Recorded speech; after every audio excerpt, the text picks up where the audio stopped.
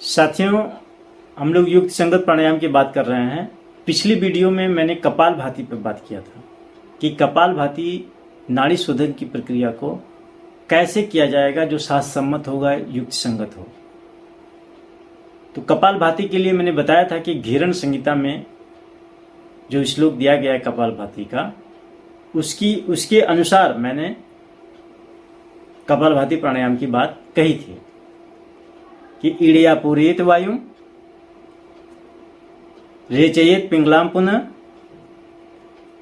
पूरयेत वा पिंगलया पुनः चंद्रेण रेचयेत रेचकम पूर्कम कृत्वा न बेगेन तू चालेत। इसी को हमने शास्त्र सम्मत ढंग से कहा था कि दाहिनी नाक को बंद करके बाई नाक से, इसे चंद्र नाड़ी कहते हैं, बाई नाक से पूरक करना है। अब फिर कह रहे हैं कि रेचयित पिंगलाम पुनः, मतलब कि बाई नाक को बंद करके पिंगला से रेचक करना है। अब फिर कह रहे हैं कि पूरियत व पिंगलया, फिर से पुनः पिंगला से पूरक करना है, पुनः चंद्रेण रेचयित यानी चंद्र नाड़ी से पुनः रेचक करना। ये कपालभाति की घिरण संहिता के अनुसार क्रिया। अब फिर कह रहे हैं कि रेचकम पूरकम कृत्वा न बेगेन तू चालेत। रेचक पूरक करें, बेग से नहीं चलाएं। रेचक पूरक को बेग से नहीं चलाएं। और रेचक पूरक करने की जो युक्ति है वो पतंजलि के प्राणायाम सूत्र की जो व्याख्या किया गया था वहां से आप इसे समझ सकते हैं कि रेचक पूरक कैसे किया जाएगा। क्योंकि किसी भी शास्त्र में, चाहे उपनिषद हो चाहे हठयोग की ग्रंथ हो, रेचक पूरक का जिक्र तो किया गया, लेकिन कैसे किया जाएगा यह बात नहीं बताई गई। और चूंकि पतंजलि के योग सूत्र की व्याख्या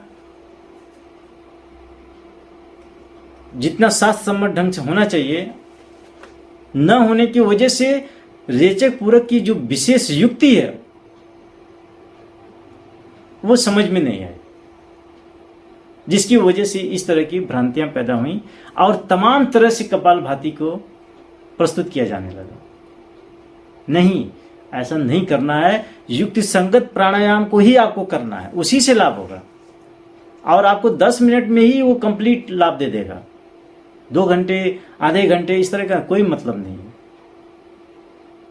ये प्राण विज्ञान है और प्राण विज्ञान को युक्ति संगत ढंग से आप करेंगे तो अपने आप सारे रोगों को नष्ट करने वाला।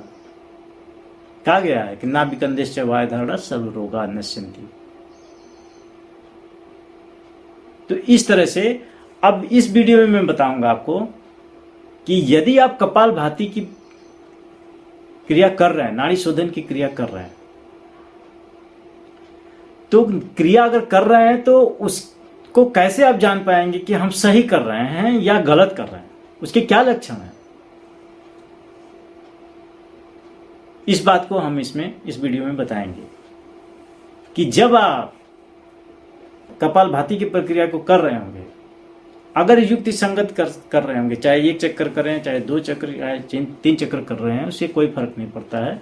अपने बला बल के हिसाब से आप तय कर लीजिए और उसे करिए।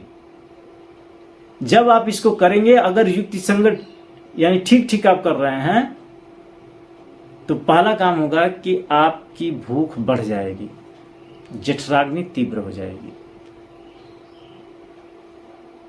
और आपकी जो भी रोग होंगे शरीर में उसमें आराम मिलेगा। 24 घंटे के अंदर आराम मिलेगा। इसको और करते जाएंगे तो आपके शरीर में हल्कापन आएगा, अच्छा लगेगा, स्फूर्ति आएगी, थकान नहीं हो।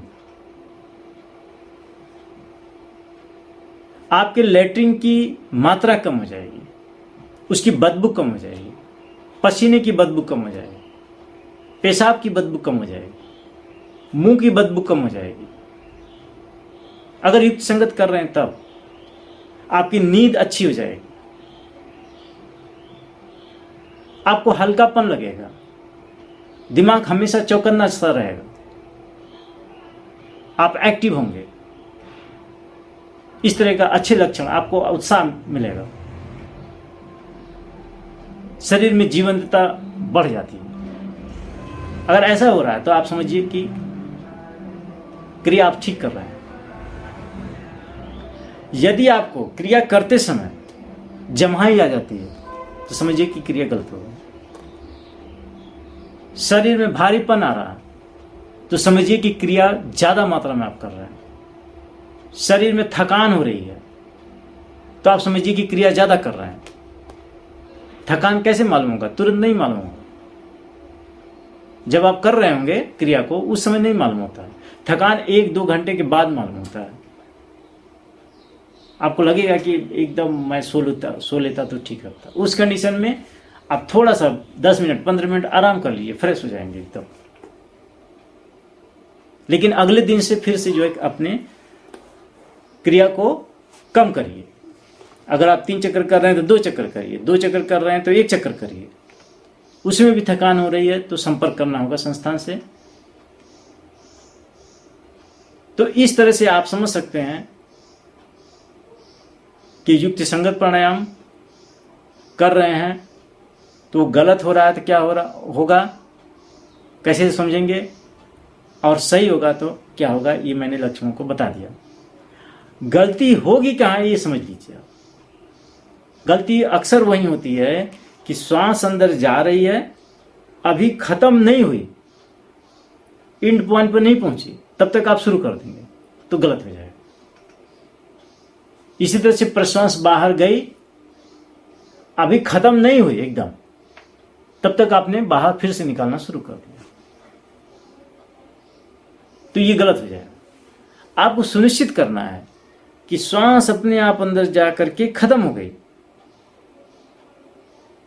अब वो प्रश्वास बंद करके निकलना शुरू हो रही है, गति प्राप्त करना चाह रही है, उस पॉइंट से आपको करना है।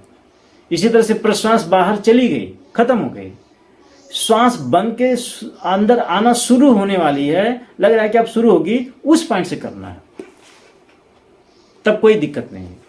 दूसरी दिक्कत क्या आएगी कि आप श्वास को सामान्य नहीं होने देंगे, खींच लिया आपने, इसके बाद फिर गलत हो जाएगा। आपको ध्यान देना है कि श्वास एकदम सामान्य, एकदम नॉर्मल श्वास, आपको तटस्थ होना होगा। इस पर अभ्यास करना होगा आपको। जब भी आपको टाइम मिलता है तो आप सांसों पर ध्यान दीजिए और अभ्यास करिए। जो ही श्वास पर ध्यान देंगे श्वास तेज हो जाएगी, लेकिन बार बार अभ्यास करने के बाद आप ऐसा हो जाएगा कि श्वास अपने आप आ जा रही है, आप देख रहे हैं उसको, तटस्थ होकर के देख रहे हैं। इसको विपश्यना कहा गया, इस पर बाद में हम विस्तार से बात करेंगे। तो वो जो वामन बिंदु है, श्वास अपने आप अंदर खत्म हुई, जा करके क्षण मात्र के लिए जो रुकती है, जहां पर न तो श्वास है न प्रश्वास है, उसे उपनिषदों में वामन बिंदु कहा गया है। और फिर इसी तरह से प्रश्वास बाहर चली गई और जाकर खत्म हो गई, जब अंदर आना खत्म हो गई और क्षण मात्र के लिए उसमें कोई गति नहीं है, न तो श्वास है न तो प्रश्वास है, उसे वामन बिंदु कहते हैं। इन दोनों बिंदुओं को आपको बहुत ही सतर्क होकर के समझना पड़ेगा, तभी युक्त संगत प्राणायाम को आप कर पाएंगे। तो इस तरह से ये कपालभाति की नाड़ी शोधन की प्रक्रिया को आप 7 दिन, 15 दिन, 1 महीने, 3 महीने, 6 महीने, 1 साल तक, आपके ऊपर क्षमता पर डिपेंड करता है कि आप कितने जल्दी से आपका नाड़ी शोधन हो जाता है। नाड़ी शोधन के बाद आप कुंभक करने की क्षमता में आ जाएंगे तो आपको कुंभक बताया जाएगा। तब रेचक पूरक कुंभक के द्वारा आप प्राणायाम की अन्य विधाओं को, जिसमें अनुलोम विलोम है, भ्रामरी है, भस्त्रिका है और उज्जाई है, तमाम जो भी प्रकार हैं, उसको आप करने की योग्यता वाले हो जाएंगे। लेकिन उसके पहले आपको नाड़ी शोधन की प्रक्रिया को ठीक से करना है। हमेशा ध्यान रखिएगा कि कहा गया है कि मलाकुलास्य नाड़ीषु मारते नैव गच्छति, यानी नाड़ियों में अगर मलों से व्याकुल होगी नाड़ियाँ तो उसमें मैंने वायु की बात कही गई, प्राण की बात कही गई कि प्राण वो नहीं जाता है और उससे थकान पैदा होता है। तो इस तरह से आप अपनी नाड़ियों को धीरे धीरे शुद्ध कर देंगे। और जब नाड़ियाँ साफ हो जाएंगी तो आप प्राण को कहीं भी शरीर के अंदर धारण कर सकते हैं और रोग तो अपने आप खत्म हो जाते हैं, इसमें कोई शक नहीं। और प्राण की तो बातें ही नहीं करना है, क्योंकि प्राण के बराबर तो कुछ है ही नहीं है। कहा गया है कि न भवे तत्तुल्यम लक्ष्य कोटि रसायनम, मतलब लाखों करोड़ों रसायन मतलब दवाइयाँ इसकी बराबरी नहीं कर सकती प्राण की। तो इससे बड़ा तो कुछ नहीं है। और ये पूरी तरह से शरीर को धारण किया हुआ है। और इसके विज्ञान को आप अगर युक्त संगत करते हैं तो रोग का सवाल ही नहीं। इस तरह से कपाल भाती का युक्ति संगत प्राणायाम को आपको करना है, 1 चक्कर 2 चक्कर या 3 चक्कर। और हमेशा चौकन्ना रहना है, आपको हमेशा अपने इन चीज़ों को ध्यान में रखना है कि शरीर हमेशा उत्साह में है, स्वस्थ है, महसूस कर रहे हैं आप, अच्छा महसूस कर रहे हैं, या आपको कुछ ऐसा लग रहा है कि जो ठीक नहीं है, तो आप प्राणायाम को फिर से चेक करिए और उसे फिर से समझिए और फिर से उसको करने की कोशिश करिए।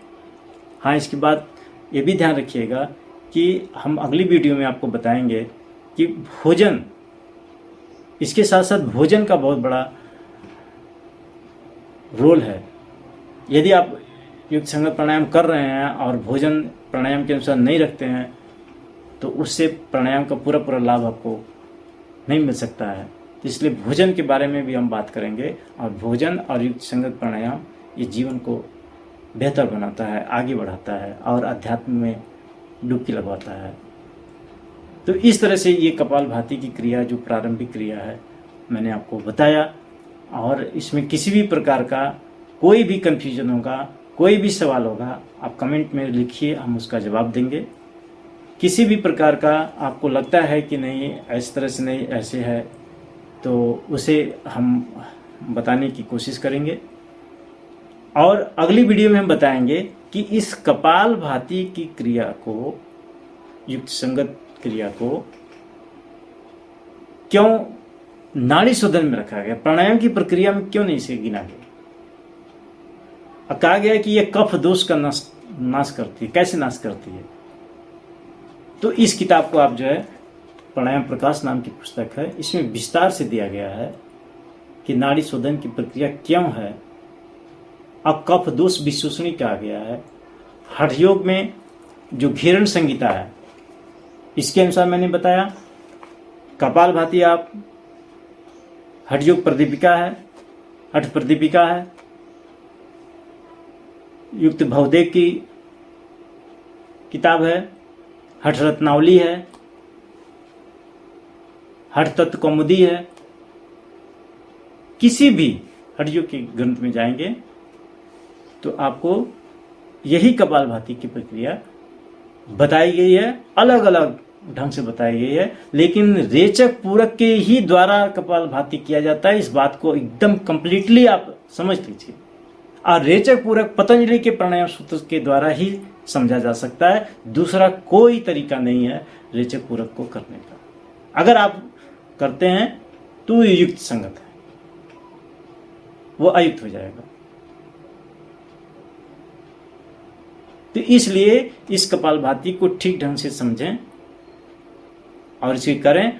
और इस वीडियो को अन्य जो योग प्रेमी हैं, प्राणायाम के जो अनुयायी हैं या अभ्यासी हैं, साधक हैं, उन तक भेजिए ताकि युक्त संगत प्राणायाम को करके लोगों का स्वास्थ्य लाभ हो, अध्यात्म लाभ हो। यही उद्देश्य है। धन्यवाद।